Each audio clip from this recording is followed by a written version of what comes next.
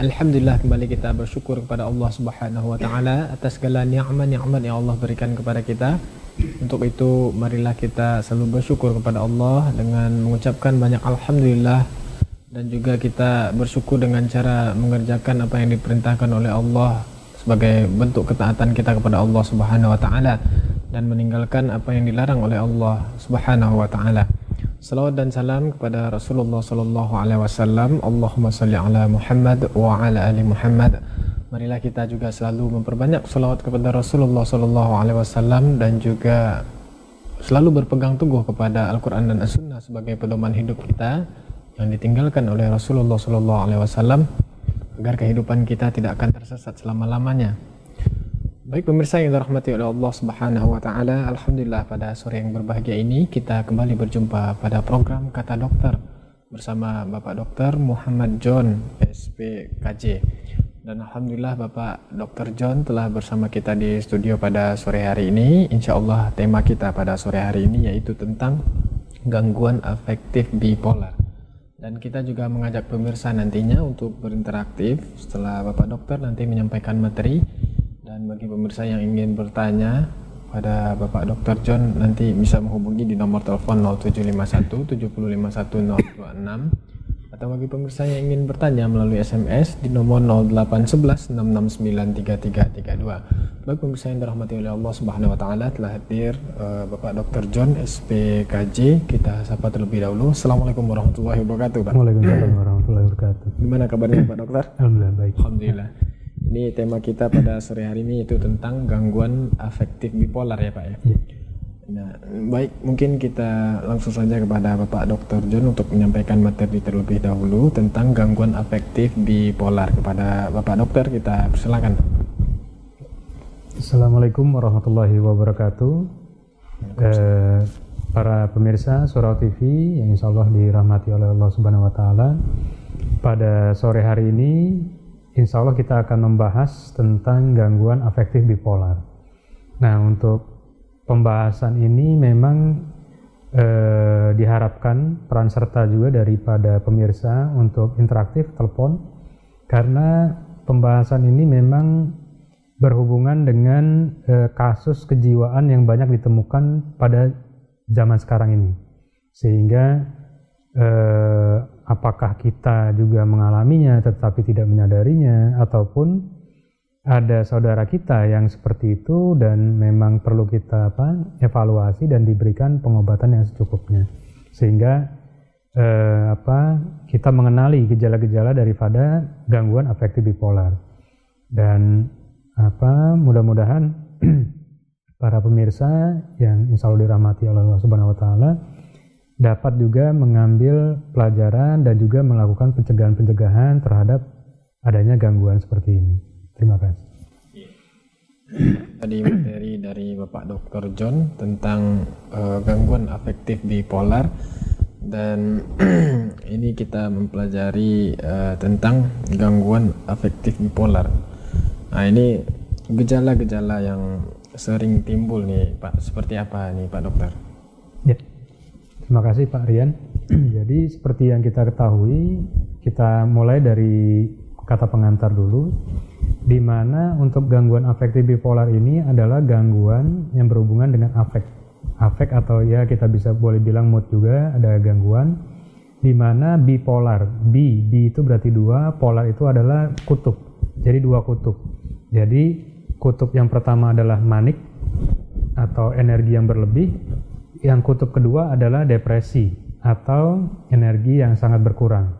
Nah, dua kutub ini nanti sangat mewarnai kehidupan daripada pasien-pasien dengan gangguan afektif bipolar. Jadi misalnya seperti ini.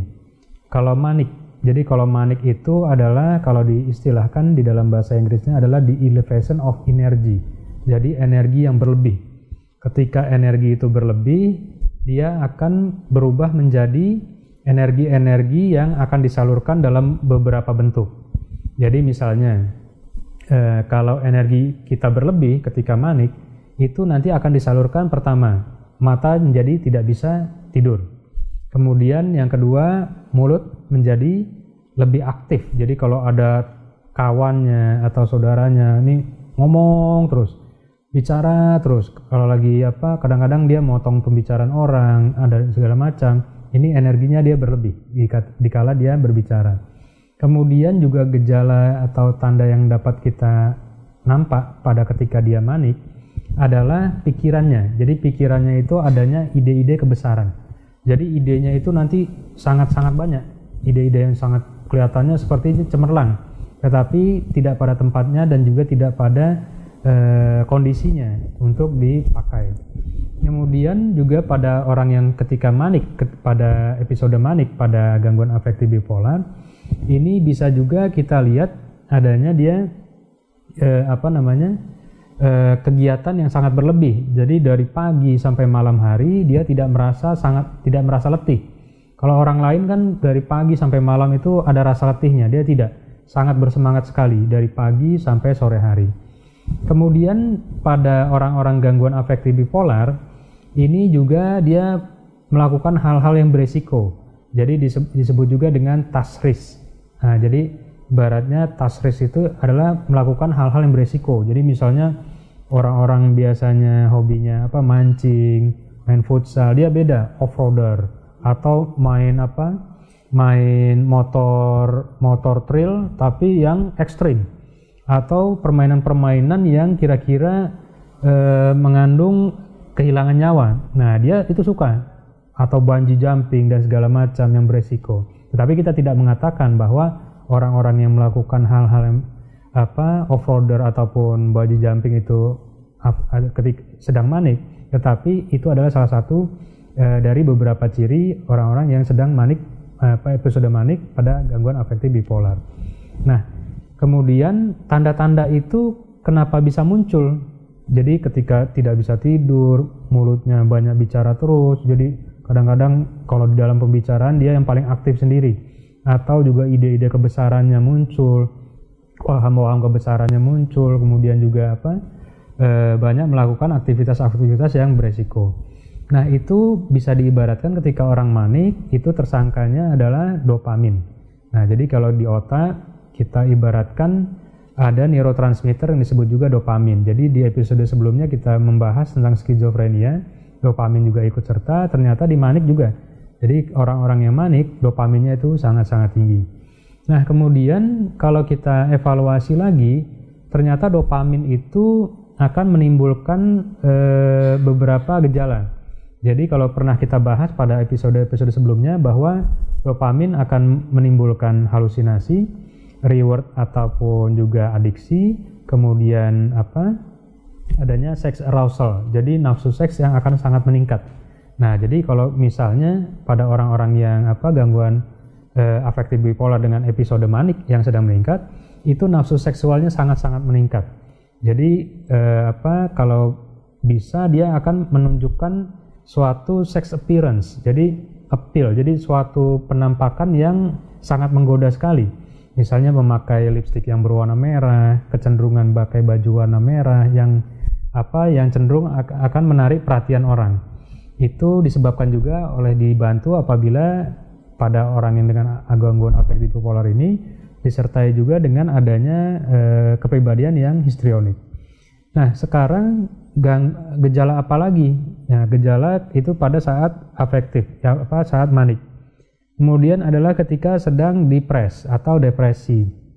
Nah, ketika depresi berarti adanya kekurangan atau lack atau kurangnya hormon neurotransmitter daripada serotonin. Nah, ketika itu kurang, gejala-gejala depresi akan muncul. Jadi yang 3 hari dia bersemangat sekali, tiba-tiba 1 hari dia menjadi galau sendiri. Seperti ada masalah sedikit dia langsung galau, langsung turun ke bawah.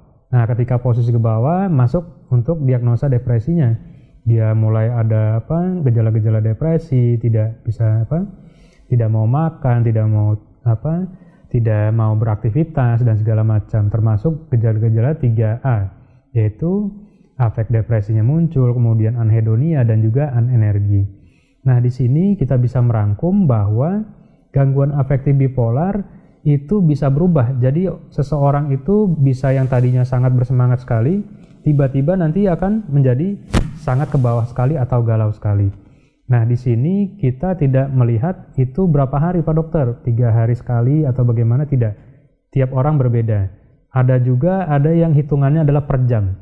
Jadi pada jam ini dia sangat semangat, tiba-tiba jam berikutnya dia menjadi tidak bersemangat.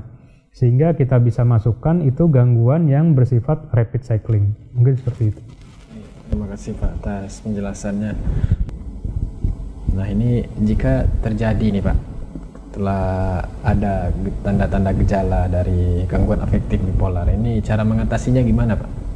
Ya, jadi kalau pada gangguan afektif bipolar, memang kita juga harus konsultasi dengan dokter. Jadi memang harus adanya pengobatan. Nah, dengan diberikannya pengobatan yang teratur, insya Allah moodnya itu bisa kendalikan. Jadi kita memberikan juga mood stabilizer seperti lithium karbonat dan juga asam valproat, ataupun juga biasanya juga kalau kita kombinasikan juga dengan antipsikotik dosis rendah. Nah, di satu sisi bisa juga orang menjadi waspada. Jadi kalau misalnya kita di HP Android itu bisa di-download juga, namanya Mood Panda. Mood Panda ketika di-download nanti ada program di situ untuk mengetahui bahwa kita ini posisinya seminggu ini lebih banyak maniknya atau lebih banyak depresinya. Nah, di situ nanti kita bisa ada laporan di aplikasi Android itu. Wah, ternyata dibikin rata-rata, ternyata saya minggu ini adalah lebih banyak maniknya. Nah, ketika lebih banyak maniknya, sekarang dia langsung menahan diri. Oh iya, ini saya lagi manik. Kalau lagi manik, berarti saya harus menahan diri. Semua ide-ide saya udah saya tahan. Kemudian ada perilaku-perilaku yang kira-kira terlalu beresiko udah kita tahan. Nah, itu ketika dia menyadari minggu ini lebih banyak frekuensinya maniknya. Atau dia juga bikin rata-rata ternyata dalam 3-7 hari ini lebih banyak adalah depresinya. Nah, ketika depresinya itu dia bisa simpulkan, berarti dia biasanya orang depresi mulai menarik diri, tidak bersemangat. Nah, langsung dia berinisiatif. Ya udah, saya langsung bergaul. Yang tadinya jarang ke masjid, berjamaah dan segala macam. Jadi ibaratnya seseorang harus bisa melihat ritme kehidupannya. Nah, dengan aplikasi, misalnya dengan Mood Panda, ataupun kita juga bisa coret-coret sendiri, kira-kira nih saya nih kecenderungan untuk 3 hari ini kayaknya agak-agak manik nih. Nah, itu bisa juga. Jadi mulai mengevaluasi diri, menahan diri, dan sehingga dia tidak nanti terjerumus kepada beberapa ide yang kelihatannya cemerlang, tetapi ternyata akan membuat dia menjadi terjerumus kepada perilaku yang menyimpang. Dan bisa juga kita ibaratkan pada orang-orang yang dengan gangguan afektif bipolar nanti akan timbul gangguan-gangguan pada gangguan drug abuse, penyalahgunaan obat. Kemudian juga biasanya kalau ada orang yang nawari rokok ataupun nawari obat-obatan terlarang, itu dia sangat-sangat adiktif. Dia nanti akan coba dan akan menggunakan banyak. Dan sehingga bisa kita ibaratkan afektif bipolar ini, satu dengan pengobatan, yang kedua kita dengan mengevaluasi diri. Nah, ketika kita bisa menyeimbangkan dua itu, kita insya Allah bisa mengerem. Jangan-jangan kita posisinya lagi ini nih, lagi manik. Jangan-jangan kita posisi lagi depresi. Ya udah, kita sesuaikan saja dengan keadaan yang kita rasakan, seperti itu. Terima kasih Pak atas jawabannya. Nah, ini ada pertanyaan dari pesan singkat nih Pak. Assalamualaikum warahmatullahi wabarakatuh Pak. Ketika terjadi gangguan afektif bipolar ini disebabkan karena gangguan apa gitu Pak? Apakah organ tubuh yang mana gangguannya gitu Pak? Ya, kalau diibaratkan satu untuk gangguan afektif bipolar, salah satunya adalah investasi dari orang tua. Jadi orang tua yang mengalami gangguan afektif bipolar itu bisa menurunkan atau menginvestasikan kepada anak dan juga keturunannya. Satu itu. Yang kedua, adanya stresor yang cukup berat. Jadi kalau ada stresor kehidupan yang cukup berat, itu akan memicu juga untuk gangguan afektif bipolar. Kemudian yang ketiga, adanya penyalahgunaan zat. Jadi orang-orang yang menyalahgunakan zat itu juga bisa menimbulkan gangguan afektif bipolar. Atau juga bisa kita lihat pada orang-orang yang gangguan dengan susunan saraf pusat. Adanya trauma, adanya riwayat epilepsi, adanya riwayat stroke. Itu juga bisa menimbulkan daripada gangguan afektif bipolar. Jadi ibaratnya orang yang lebih besar adalah persentasenya pada pasien-pasien yang mengalami epilepsi. Jadi kalau yang epilepsi itu kecenderungan sekian persennya akan menjurus kepada gangguan afektif bipolar. Nah sekarang hal-hal apa yang bisa kita cegah dari yang bisa kita kendalikan dan yang tidak bisa kita kendalikan? Untuk yang bisa kita kendalikan yaitu adalah kita menjaga diri, jangan sampai kepada pergaulan bebas. Ketika pergaulan bebas, kita menggunakan zat-zat terlarang, itu juga akan menimbulkan gangguan afektif bipolar. Kemudian juga kita berusaha juga di dalam kehidupan, walaupun stresor sebesar apapun kehidupan, tetapi kita bisa mensiasatinya. Ketika kita bisa mensiasatinya, kita bisa juga tidak terjerumus kepada afektif bipolar. Tetapi kalau dari keturunan itu tidak bisa dicegah karena itu memang sudah diinvestasikan dari orang tua. Tetapi investasi itu belum tentu muncul menjadi suatu gangguan afektif bipolar selama orang itu bisa menghadapi kehidupan dengan lebih baik dan juga bisa melakukan coping mechanism di dalam kehidupannya sehingga dia tidak bangkit yang sudah diinvestasikan oleh orang tuanya kepada dirinya. Iya, terima kasih Pak atas jawabannya. Nah ini tentang gangguan afektif bipolar nih Pak. Tadi seperti yang dokter jelaskan yaitu ada episode manik ya Pak ya, atau ada juga kita pernah mendengar dengan hipomanik. Nah ini bisa dijelaskan nih Pak, apa perbedaan antara manik dengan hipomanik? Ya, terima kasih Pak Aryan. Jadi kalau hipomanik memang adalah bagian juga daripada manik, tetapi dalam kriteria di dalam PPDGJ 3 atau DSM-5 itu disebutkan kalau hipomanik itu seseorang itu posisinya memang sedang elevasi daripada energinya, tetapi masih bisa beraktivitas dalam kerja dan juga sosial. Tetapi kalau pada posisi yang manik, nah kalau yang manik itu dia elevasi energi, tetapi dia tidak bisa di dalam melakukan aktivitas sosial dan kerja. Jadi banyak juga yang hipomanik tapi dia masih bisa kerja, masih bisa melakukan tugas-tugas sehari-hari dan itu memang masih terkendali. Tetapi itu ada kecenderungan yang cukup tinggi. Nah, kalau yang manik adalah level yang tertinggi. Kalau yang manik ini adalah memang dia tidak bisa bekerja, tidak bisa beraktivitas. Yang tadinya dosen tidak bisa jadi dosen, yang tadinya pekerja di lapangan dia tidak bisa bekerja. Nah, itu untuk membedakan bahwa seseorang ini apakah hipomanik ataupun manik. Jadi kalau hipomanik itu kita bedakan adalah dia sifat sosialnya masih bisa. Seperti itu. Terima kasih Pak atas jawabannya. Jadi dari tipe gangguan tadi, jadi proses penyembuhannya juga bertahap ya Pak ya. Jadi kira-kira berapa lama waktu yang dibutuhkan dari episode untuk penyembuhannya ini Pak? Ya, jadi dari beberapa literatur kita dapatkan memang ada untuk gangguan afektif bipolar ini kita katakan kita menyeimbangkan untuk moodnya. Karena ibaratnya moodnya ini sangat-sangat bisa berubah dalam waktu tempo yang cepat. Jadi ada yang per jam, kalau per jam itu kita sebut juga dengan swing mood, dengan rapid cycle. Jadi seperti pemain sinetron, ketika sutradara bilang bahagia, dibilang sedih, dia bisa sedih. Nah itu contoh aja, misalnya orang bagaimana bisa berubah dari senang ke sedih dalam waktu singkat. Nah itu ketika seseorang itu mengalami rapid cycling. Nah yang kita ibaratkan bahwa prognosis atau harapan kesembuhan itu adalah dubia et bonum asalkan dengan beberapa syarat.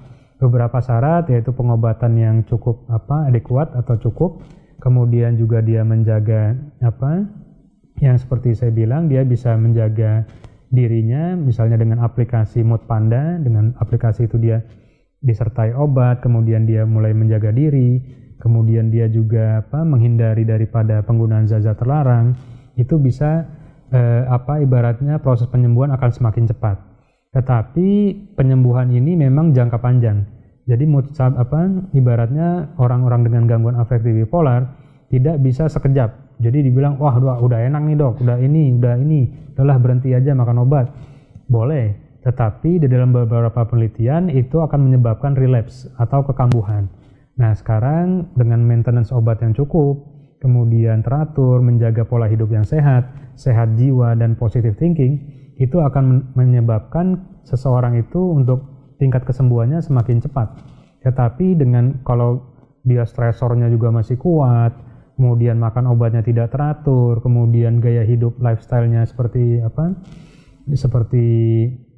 tidak teratur juga, itu juga akan prognosis yang tadinya dubia et bonum yang bagus akan berubah menjadi dubia et malam, atau prognosisnya menjadi memburuk. Nah sekarang harapan-harapan kesembuhan itu kita sebut juga dengan hope. Nah hope itu adalah suatu harapan, dan beberapa jurnal juga mengatakan bahwa tingkat kesembuhannya juga cukup tinggi, tetapi perlu waktu. Dan perlu waktu itu kadang-kadang juga disebutkan itu sampai ada yang perlu sampai long lifetime, jadi pengobatan seumur hidup. Nah itu kita perlu evaluasi, asalkan kontrol berobat yang teratur, kemudian juga pola hidup yang cukup sehat, sehingga kita bisa mengendalikan daripada efek samping daripada manik ataupun depresi itu sendiri. Nah ini perubahan mood dari misalnya tadi dari bahagia ke sedih atau depresi gitu ya Pak ya. Ini untuk melatihnya nih Pak, untuk proses penyembuhan, apakah ada hubungan antara kesabaran, melatih kesabaran agar moodnya tadi tidak cepat berubah nih Pak? Ya, jadi seperti ini Pak Rian. Jadi kalau kita kembalikan berarti lifestyle yang baik. Lifestyle yang baik adalah kita kembali kepada agama. Nah ketika kita kembali kepada agama berarti kita memakai acuan yang sudah cukup baik. Nah contohnya adalah ketika kita sholat itu akan menurunkan tingkat kortisol. Kortisol itu adalah hormon stres.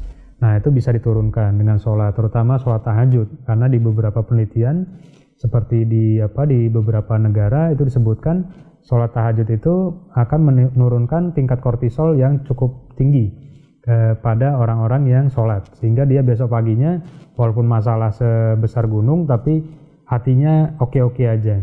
Kemudian juga bisa kalau kita kembalikan juga yaitu saum atau puasa. Ketika saum itu juga menahan. Jadi kalau orang lagi manik itu kan bawaannya, jadi kalau ciri-ciri orang yang sedang manik atau hipomanik, dia adalah nafsunya berlebih. Nah ketika nafsunya berlebih, dia pengen makan apa aja. Kadang-kadang dia boros, sifatnya boros. Jadi kalau ada uang misal 1 juta, tiba-tiba itu habis aja dalam sehari. Atau entah dia jadi dermawan yang berlebihan. Kadang-kadang kawannya diajak traktir, makan dan segala macam. Sehingga uang gaji yang baru dapat langsung habis juga. Nah itu kita bisa lihat bahwa ketika manik itu timbul, itu bisa kita atasi, yaitu dengan saum, dengan puasa. Kemudian kita juga bisa melihat bahwa di dalam kehidupan ini kita juga bisa namanya olahraga, exercise. Nah olahraga ini ternyata dengan kita berolahraga akan keluar hormon yang disebut juga dengan endorfin. Nah endorfin itu juga membunuh kortisol itu sendiri, sehingga kita menjadi lebih tenang, lebih nyaman, dan kita juga untuk depresi itu bisa terhindar. Nah jadi ibaratnya sekarang lifestyle yang pas yaitu kembali kepada agama kita. Nah ketika ibaratnya seperti orang mau makan itu juga dibatasi. Dan ketika kita mempunyai keinginan tidak boleh berlebihan dan bersifat boros, mubazir, nah itu juga perlu dikendalikan. Nah di sini kita melihat bahwa kembali kepada agama, lifestyle yang pas, sehingga kita bisa menjadi orang yang bisa mengukur diri ketika lagi manik. Nah kita langsung bagaimana nih Rasulullah mencontohkan. Ketika Rasulullah mencontohkan, oh seperti ini, Rasulullah orangnya ndak boros, Rasulullah begini dan segala macam. Itu bisa menjadi panduan kita di dalam kehidupan. Jadi sebagai muslim kita pergunakan agama kita sehingga kita bisa menyadari bahwa dengan gaya hidup yang sehat berdasarkan tuntunan daripada Rasulullah SAW, sehingga kita bisa menjalani kehidupan yang lebih enjoy, kehidupan yang lebih lebih lapang dada di dalam kehidupan ini, seperti itu. Iya, terima kasih Pak atas jawabannya. Nah, kita juga mengetahui nih Pak ya, penderita dari gangguan afektif bipolar ini tentunya sangat sensitif dan juga mudah tersinggung nih Pak. Nah, ini bagaimana sikap kita terhadap penderita gangguan afektif bipolar ini Pak? Iya. Jadi memang benar Pak Rian, untuk pasien-pasien dengan gangguan afektif bipolar itu dikeluhkan oleh keluarganya adalah mudah tersinggung. Tersinggung itu boleh, tetapi asal ada temanya. Tetapi kalau ketika pada gangguan afektif bipolar, kadang-kadang hal-hal sepele dia menjadi tersinggung. Jadi hal-hal yang tidak substansial dia menjadi tersinggung. Nah sekarang kita melihat bahwa ketika dilakukan pengobatan, kita biasanya memberikan juga dengan mood stabilizer, yaitu kita berikan Depakote yang berisi asam valproate acid 250 atau 500 mg itu sebagai mood stabilizernya, sehingga ketika proses pengobatan 2 minggu kemudian kita tanya keluarga, ternyata ketersinggungannya udah mulai berkurang banyak. Kemudian kita juga berikan, memang kadang-kadang ketika dia adanya idenya banyak, kemudian dia tidak bisa konsentrasi, kemudian ada yang disturb atau yang mengganggu konsentrasinya, itu emosinya langsung meledak. Nah itu juga bisa terjadi. Nah sekarang intinya moodnya kita stabilkan, kemudian untuk neurotransmitter dopaminnya kita kendalikan. Nah ketika itu terjadi, insya Allah untuk emosi ataupun marah bisa berkurang. Karena kalau neurotransmitter dopamin itu akan menimbulkan namanya agitasi atau kekerasan. Nah jadi kita ya bolehlah di dalam melakukan konseling dan segala macam, tetapi di zat kimia di dalam otaknya perlu kita kendalikan dengan obat-obatan. Ya, terima kasih Pak atas jawabannya. Jadi sikap kita sebagai ini Pak terhadap penderita dari gangguan afektif bipolar ini kita harus juga memahami gitu ya Pak ya. Ya. Ya sepertinya sudah ada penelpon yang masuk. Kita tahan dulu, kita angkat penelpon yang masuk. Ya silakan. Assalamualaikum. Waalaikumsalam warahmatullahi wabarakatuh. Dengan Bapak siapa di mana? Ya, dari Abu Ahmad dari Palembang. Dengan Abu Ahmad di Palembang ya Pak. Silakan pertanyaannya Ini Pak. Pak Dokter. Ya. Saya ini sangat susah sekali buang air besar BAB. Tapi kalau makan sayur, makan sawi, makan pisang 2 kilo, sayur 2 kilo baru bisa bagus BAB-nya. Tolong penjelasannya Pak Dokter. Ya. Terima kasih Pak Dokter. Tapi saya sengsara juga Pak Dokter, harus biayanya jadi besar. Saya setiap hari begitu Pak Dokter selama 3 bulan ini. Terima kasih Pak Dokter, terima kasih. Ya. Assalamualaikum. Waalaikumsalam warahmatullahi wabarakatuh. Ya. Jadi gangguan pencernaan seperti ya dokter ya. Jadi susah buang air besar. Jadi kalau dikasih makan sayur dan buah-buahan ini baru bisa lancar. Ini gimana nih Pak? Iya. Jadi kebetulan memang saya dokter spesialis jiwa, bukan dokter spesialis penyakit dalam. Jadi yang Bapak dari Palembang, Wong Kito Galo. Jadi saya mohon maaf untuk pertanyaan tentang gangguan pencernaan saya belum bisa jawab. Mungkin nanti teman sejawat yang lain yang lebih kompeten yang akan bisa menjawab. Terima kasih. Nah ini terkait tentang gangguan afektif bipolar nih Pak. Gejala seperti apa yang ditimbulkan yang wajib kita bawa ke dokter nih Pak, yang membahayakan gitu? Iya. Terima kasih Pak Rian. Jadi untuk gangguan afektif bipolar memang yang kecenderungan untuk perlu diwaspadai biasanya dikeluhkan oleh keluarganya adalah mudah emosi atau mudah marah yang meledak-ledak. Itu biasanya dibawa oleh keluarganya. Atau dengan gangguan afektif bipolar disertai dengan gejala psikotik.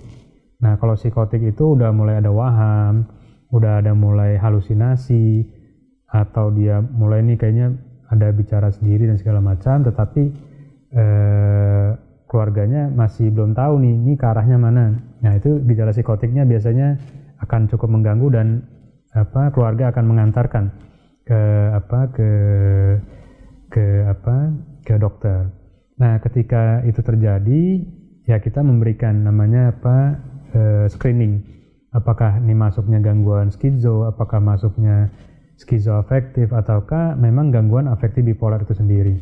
Nah, jadi ibaratnya gejala-gejala itu memang yang paling sering muncul, tetapi memang perlu kita tegakkan diagnosis dengan wawancara yang lebih dalam, pemeriksaan yang lebih dalam sehingga kita bisa memberikan pengobatan yang lebih pas dan tepat seperti itu.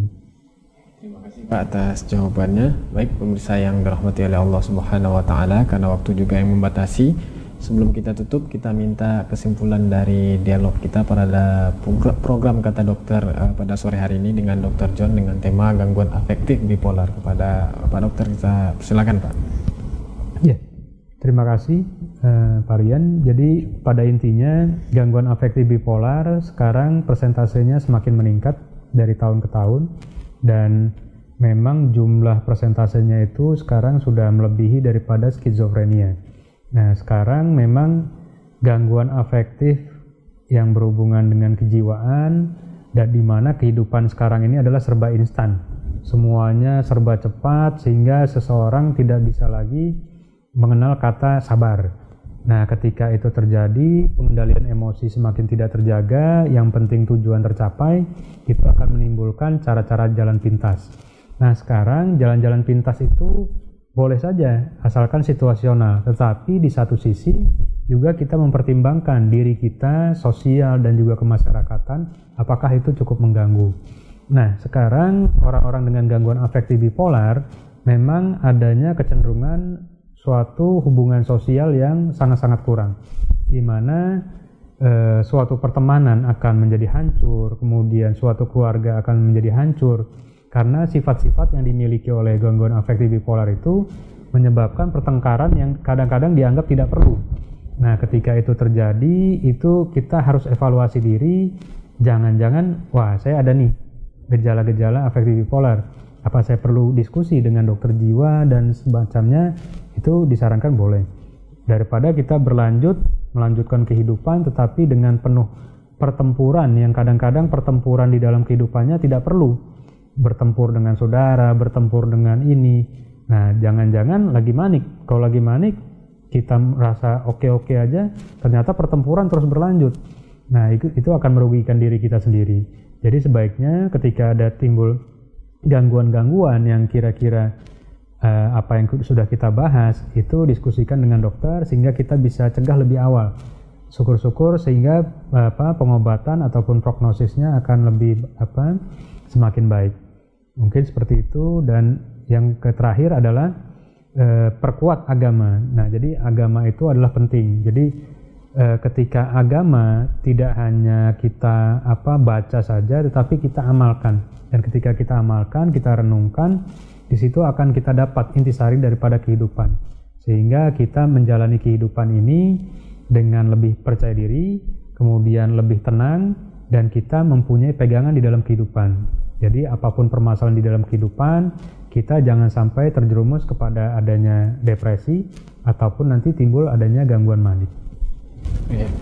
Terima kasih Pak atas kesimpulan dari dialog kita pada sore hari ini pada program Kata Dokter dengan tema gangguan afektif bipolar. Terima kasih kita ucapkan kepada Bapak Dr. John yang telah hadir di studio dan juga menyampaikan ilmu yang insya Allah bermanfaat bagi kita.